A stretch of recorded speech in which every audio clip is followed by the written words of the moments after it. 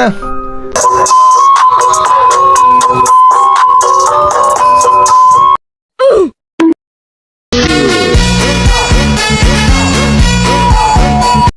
Assalamualaikum warahmatullahi wabarakatuh. Perkenalkan, nama saya Saskia Dinda Fiza Nurfandi. Saya dari kelas 10-8. Di sini saya akan menjelaskan bab 5 tentang meneladani peran ulama penyebar ajaran agama Islam di Indonesia. Masuknya agama Islam di Indonesia.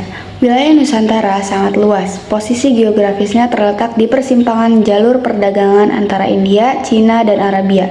Maka sulit untuk memastikan wilayah mana yang pertama kali menerima ajaran Islam. Oleh karena itu, ada beberapa teori tentang masuknya agama Islam di Indonesia. Yang pertama ada teori Gujarat oleh Profesor Dr. C. Snouck-Hurgonj. Menurut teori ini, Islam masuk ke Indonesia dari Gujarat. Snouck-Hurgonj berkeyakinan bahwa tidak mungkin Islam masuk ke Indonesia langsung berasal dari Arabia tanpa melalui ajaran tasawuf yang berkembang di Gujarat, India. Yang kedua ada teori Makkah dari Profesor Dr. Buya Hamka.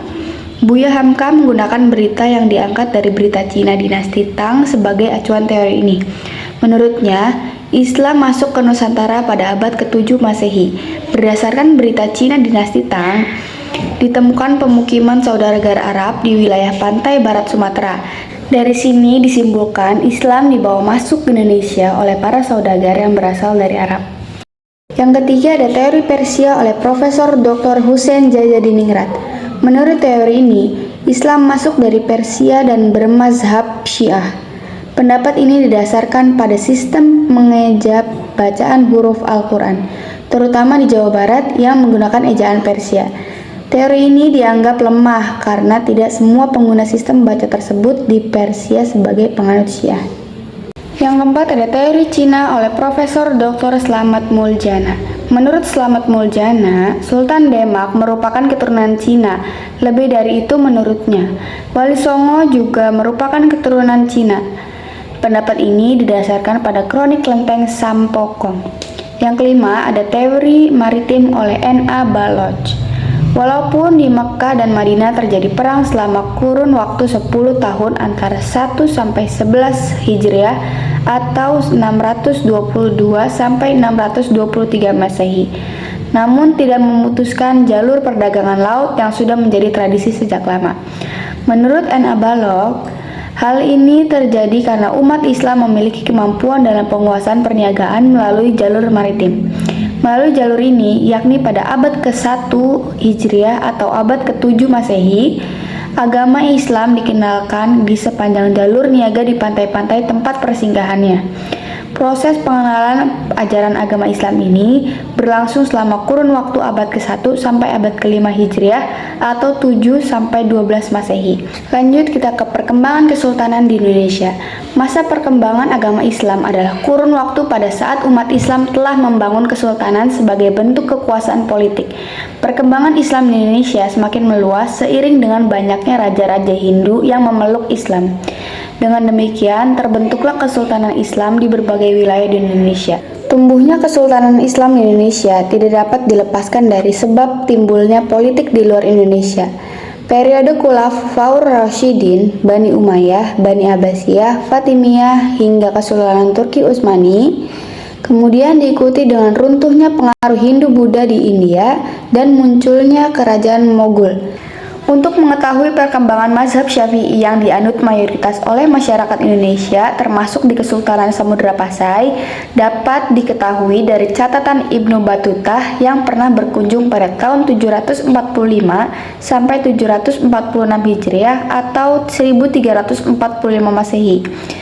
Pada catatan tersebut dijelaskan bahwa di Gujarat berkembang mazhab Syiah, sedangkan Kesultanan Samudra Pasai adalah bermazhab Syafi'i. Sejarah Islam dituliskan setelah kerajaan Majapahit mengalami kemunduran pada abad ke-15 Masehi.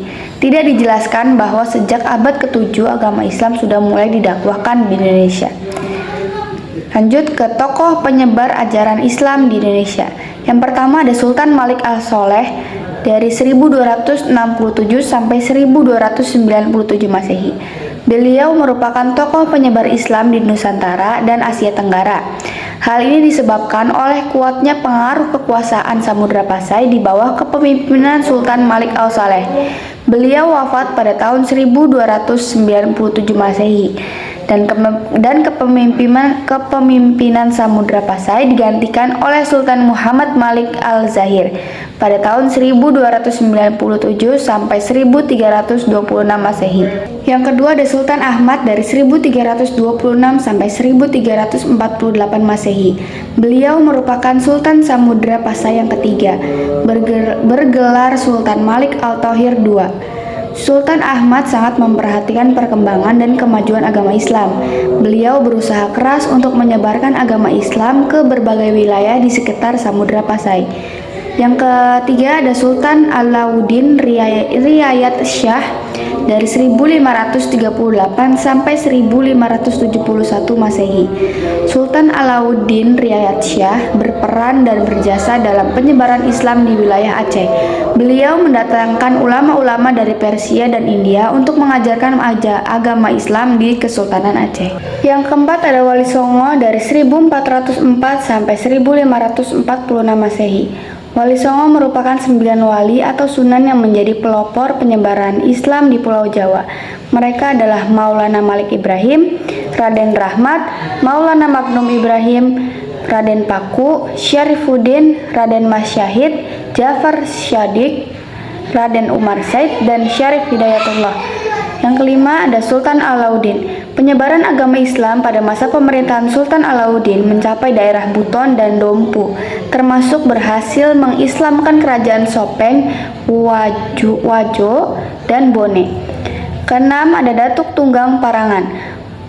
Datuk Tunggang Parangan merupakan seorang ulama Minangkabau yang terdakwah di Kutai Kartanegara. Beliau berdakwah bersama sahabatnya Datuk Ri Bandang pada masa pemerintahan Raja Aji Mahkota 1525 sampai 1589. Kerajaan Kutai Kartanegara berubah nama menjadi Kesultanan Kutai Kartanegara. Agama Islam berkembang pesat pada masa ini, bahkan undang-undang negara berlandaskan pada ajaran Islam.